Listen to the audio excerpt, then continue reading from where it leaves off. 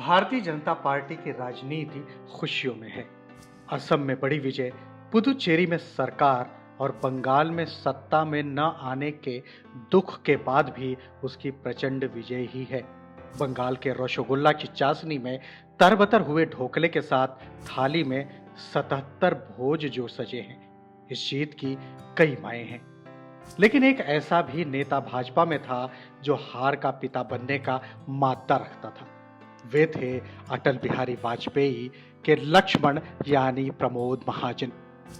वर्ष 2004 का मई महीना, तत्कालीन प्रधानमंत्री अटल बिहारी वाजपेयी अपने लक्ष्मण की बात मानकर लोकसभा चुनाव समय से पहले ही करा रहे थे।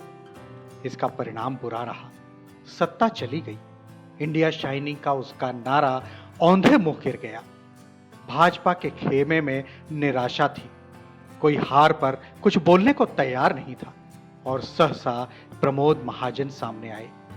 उन्होंने उस हार की नैतिक जिम्मेदारी ली और कहा, सफलता की कई माएं होती हैं, लेकिन असफलता का पिता एक ही होता है और वह एक पिता मैं हूं।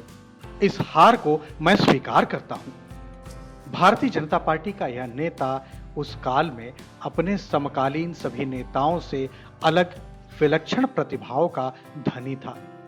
प्रमोद महाजन एकमात्र ऐसे नेता थे जो 80 के दशक में आडवाणी के साथ और 90 के दशक में अटल बिहारी वाजपेयी के सबसे करीबी बन गए थे। यह दो नाव पर सवार होने से कम खतरनाक नहीं था, लेकिन लालकृष्ण आडवाणी के संगठनात्मक गुण और अटल बिहारी वाजपेयी के वाक चातुर्य में निपुण यह लक्ष्मण भारतीय जनता पार्टी की नैया का खिवैया बन गया था।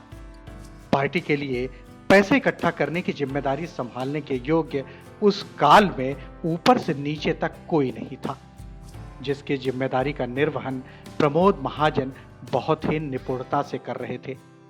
वैसे प्रमोद महाजन की राजनीतिक सूझबूझ का एक बड़ा प्रमाण 1990 में लालकृष्ण आडवाणी की राम रथ यात्रा में देखने को मिला। इस यात्रा से प्रमोद महाजन की राजनीतिक प्रतिष्ठा बढ़ी और भारत के वर्तमान प्रधानमंत्री नरेंद्र मोदी राष्ट्रीय राजनीति में एक चेहरे के रूप में सामने आए। सोमनाथ से अयोध्या के बीच निकलने वाली इस रथ यात्रा के औपचारिक कार्यक्रम की घोषणा 13 सितंबर 1990 को नरेंद्र मोदी ने की थी। भाजपा के लिए यह रथ यात्रा उत्तर में उसके उदय का मार्ग प्रशस्त कर गई, लेकिन इस सफलता ने उसे एक उपनाम भी दे दिया, भाजपा यानी काउलैंड की पार्टी। राजनीतिक प्रतिद्वंदियों के उस उपहासात्मक उपनाम को भाजपा के लक्ष्मण यानी प्रमोद महाजन ने तोड़ दिया। जनसंख्या की समाप्ति से उत्पन्न भारतीय जनता पार्टी की आयु 1989 में मात्र 9 वर्ष की थी और महाराष्ट्र में उसकी वैचारिक सोच वाली पार्टी शिवसेना की आयु 23 वर्ष की युवा के रूप में थी, यानी वह विकसित होकर भगवा रंग में रंग चुकी थी।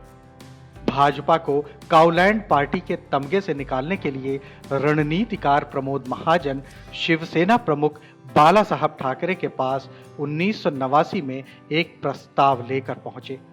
इस पर बाला साहब ठाकरे ने एक निर्णय में स्पष्ट कर दिया कि विधानसभा की सीटों में से कुल 88 सीटें वे भाजपा को दे सकते हैं।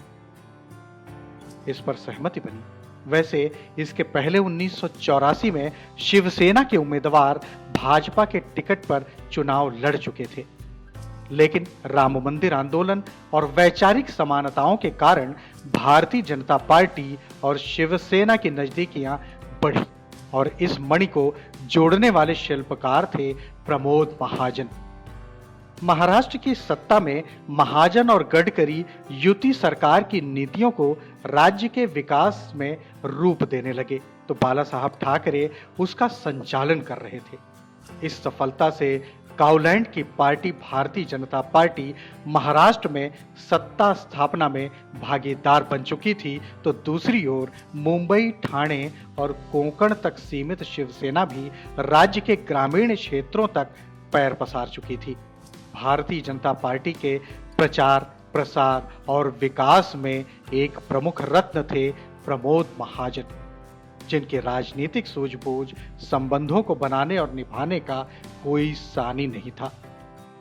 Hindustan post bureau, Mumbai.